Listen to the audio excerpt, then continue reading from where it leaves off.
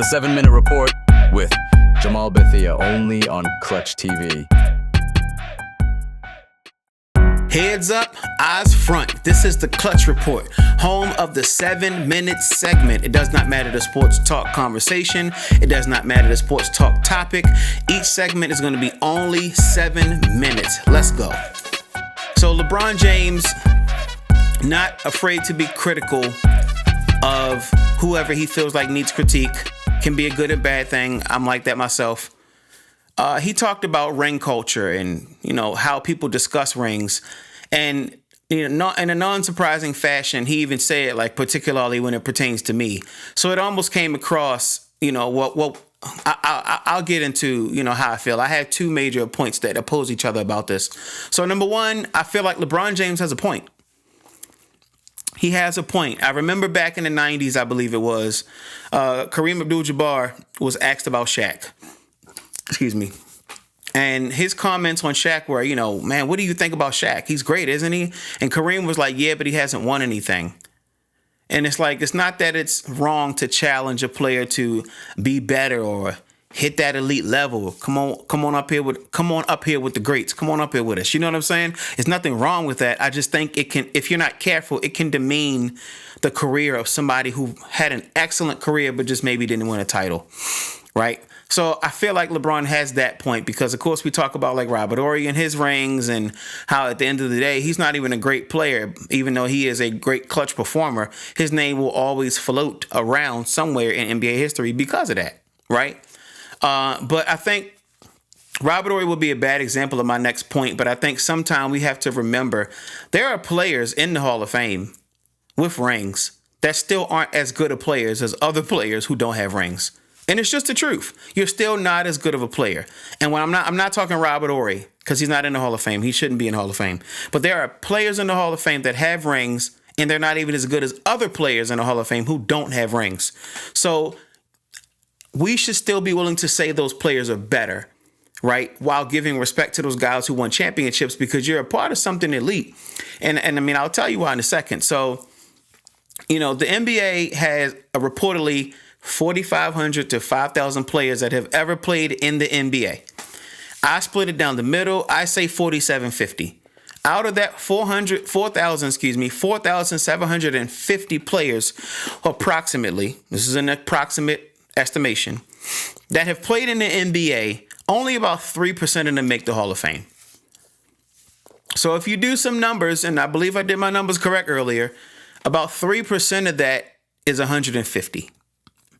So that means now there's more than 450 total people in the Hall of Fame. But if we're talking just players, because we're talking coaches and GMs and people like that who all help to shape the story of the NBA, there's only about 150 players. Out of that 150 players, about 131 of them, because they said about 70 to 75%. About 131 of them have championship rings.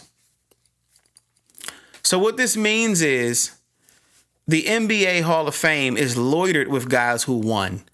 So on some level, the ring does have significance because on a certain level, it says you did something special. Here's the commemorating of what you did special. I know guys like Skip Bayless and even myself at times felt like, oh, everybody gets in the NBA Hall of Fame. But it turns out that's not necessarily the case. If 3% of everybody that ever played is in, and that's only 150 players, right? But think about how good you would have to be as one of those 19 players that did not get a championship to still be included in the Hall of Fame. You know what I mean? It's easier to say, oh, you got a ring, you're great. But it's a lot of players that really never won, but still made the Hall of Fame. And we should commemorate them as great players, even if we don't talk about them in the same breath as the champions. So rings should not be, and LeBron was right, in other sports, rings aren't discussed necessarily as much. And I agree with that too. So I do think he has a point. We should still commemorate greats to the level that we feel like they deserve it, because all players aren't created equally. We should still be willing to commemorate them as great regardless. The problem with this is LeBron isn't the person to say this, because he has made 3 separate moves that were all centered around getting championship rings.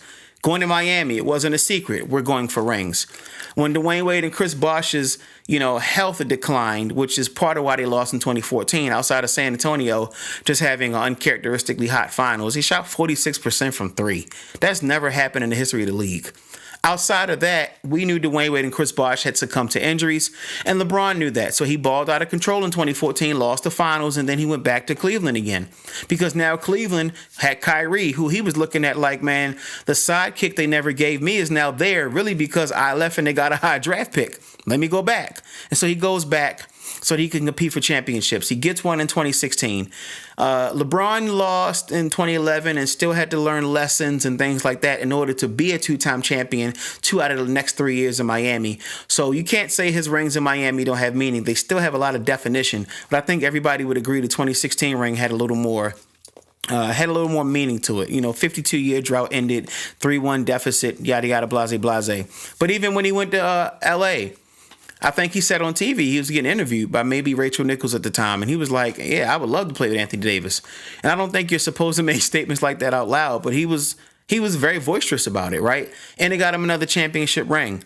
So it's like, it's understandable to feel that way because you have a point, but at the same time, you are a product of technically ring chasing.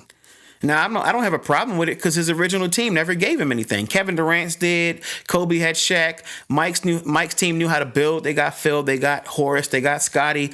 Larry Bird literally went to a team that had a great roster, but they were missing a piece. He flipped them from a 20-win team to a 60-win team. Karl Malone and John Stockton could easily make this argument because they never won. Rings don't mean everything. But LeBron James, for me, can't be the person to say rings don't mean everything when your success essentially came from ring chasing.